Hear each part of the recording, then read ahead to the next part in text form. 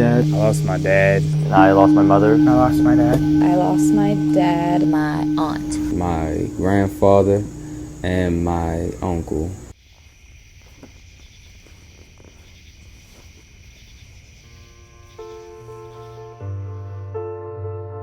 My name is Thomas Copeland, and I lost my mother 2 years ago. And it was a virus that attacked her heart, and you couldn't diagnose it until after she died. And it was really unexpected. I just woke up Wednesday to go to school, and then I found her in her bed, and she was just gone. This is my sister, Vicky. She was 13 years old, and she killed herself. This was her, I believe, 5th attempt. You know, I thought, oh, it's another attempt. But it was a lot more serious than any of us had ever experienced. It wasn't instant. It was over a week. She was in the hospital, and her heart stopped about 6 or 7 different times. They brought her back every time, but she was in an almost vegetable state, but she was fighting it. She would occasionally open her eyes, and she would respond to things. And after the last time it happened, they did a scan of her brain, and she was brain dead, so we pulled the plug. At first it was unreal because it was unexpected. I didn't want to believe it. I kept waking up the next day thinking it was all a dream. I lost my dad 3 months and 5 days ago. I lost him to brain cancer after a 20-month battle. He was literally the foundation of our family, and losing him is like losing myself. She was my lifeline, the person that I always depended on and was more closer to than father. I lost my dad, Thomas King, to colon cancer. It was right after Thanksgiving. He told me about how he wanted to teach me how to drive and stuff. And I told my mom that I just felt really bad that he can't do that now. It is the hardest thing when it comes to somebody who is like pretty much your everything. She died of breast cancer. I didn't expect her to die, but she did. Losing her was just like, I couldn't even describe to you how that really felt for me. My mom was the leader of the household. She was one that paid the bills. She took care of scouts and school and baseball. The hardest thing isn't the memories I have with her. It's the memories I won't be able to have with her in the future.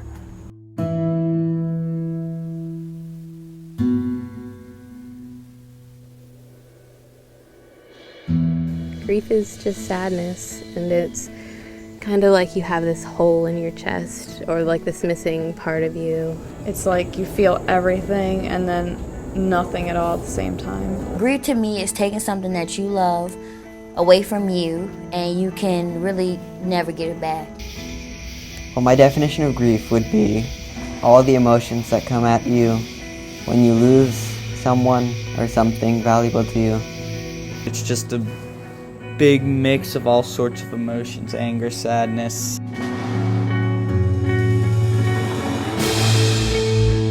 I'm just like, okay, so what is going on here? Like, I don't know what emotion I'm actually feeling, because I know I'm upset.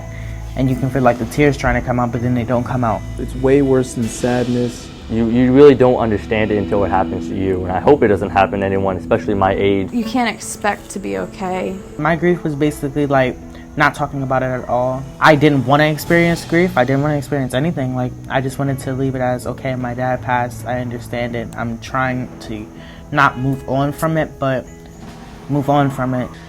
I just wasn't the same. My grades were going down. I just didn't talk to my friends. I didn't talk to my friends at all. I have cut a lot of people out of my life. I've slept a lot. I just basically kept to myself. The worst part about this entire thing was that I was extremely lonely. I just kind of keep things to myself. I don't really put all my business out there. I just put on a smiling face and go about my day.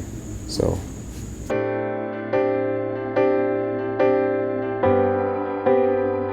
when someone's losing someone, just because they're not crying on the outside and you don't see them so emotional and depressed and everything like that, it doesn't mean that they're not upset about it. It just means that everybody has their different ways of showing that person that they lost. Even when you're happy, you have fun, you kind of feel like, oh, I wish they were here to see it, or I wish that he could have been there to see me do that, or he could have helped me do that, or could have helped me learn how to drive and stuff like that.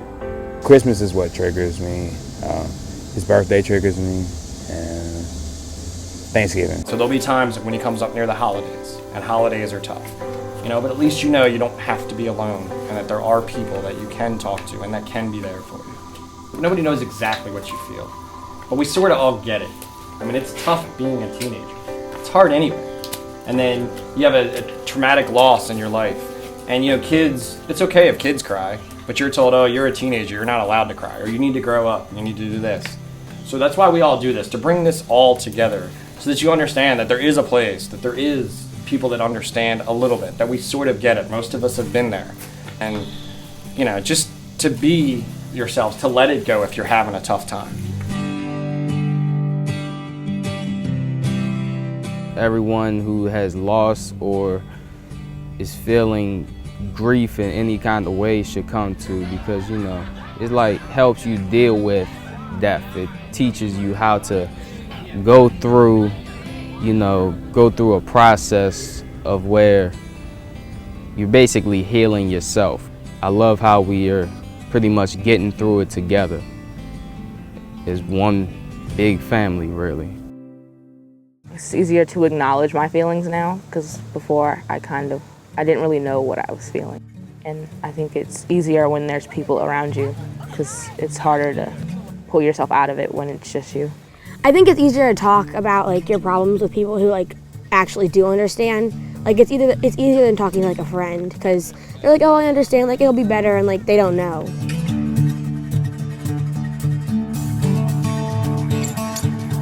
I think talking to people is the most important thing. My grief counselor has helped me. If you have the right friends near you, they can comfort you. Let it out, because hold it in, you can go through a lot worse. My friends helped me a lot. My teachers, mostly my basketball coach, because before my dad passed, he talked to my coach about how he's sick, he's not going to be here for very long. And my coach said he's going to look out for me. It really means a lot. Even if you don't want to express how you feel about the loved one or how you're going through your grief, to at least talk about it so that way you can get some of the feelings out. Don't ever hold in feelings. That's how depression starts. That's how people lose their minds. Be with your friends and don't make everything super serious all the time. When I talk to my mother, I don't talk about negative. I always talk about positive, all the fun stuff I've done with her. If somebody just mentions something about their dad, I think of the good memories. When I feel sad, I think of all the happy memories. I remember when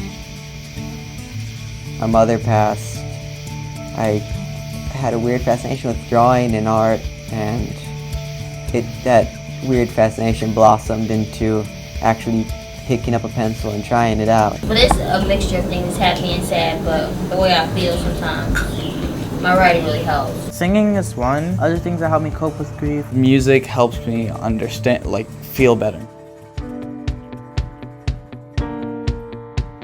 It always takes a tragedy to bring people together, and that just makes me super upset, because we should be cherishing each other every single day. You never really know how long you have with a person, so that doesn't mean treat them like they're golden, but you should appreciate the moments that you do have with them, the bad moments, the good moments. You can't define my grief. You can't rush the grief process. When I'm ready to come and tell you how I feel, that's when I want to talk about it.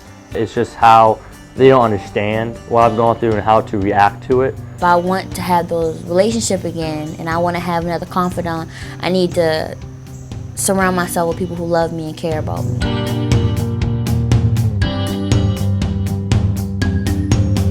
The best thing I would say is to not say I'm sorry, say, acknowledge that, they know that you lost someone and that it feels bad, and give me a hug. It's a sign of kindness. They're showing you kindness. So I appreciate it when people check on me, maybe shoot me a text anytime, say, hey man, how you doing, you okay? To me, every day feels the same. It's true, it's empty and sad that I've lost people in my life, but sometimes you just gotta take what life gives you and get up and go on with it. So I've come to realize, I'm still lucky. I still go to a good school, I still play my sports, I still have food on the table every night, and I'm grateful for every day. Even though you are hurting or you're feeling all sorts of things, you have to keep on going for the people around you, for all the things, because there's still things that I can do with my life, and there's still things I can become, because I know that I am able to do something great with my life.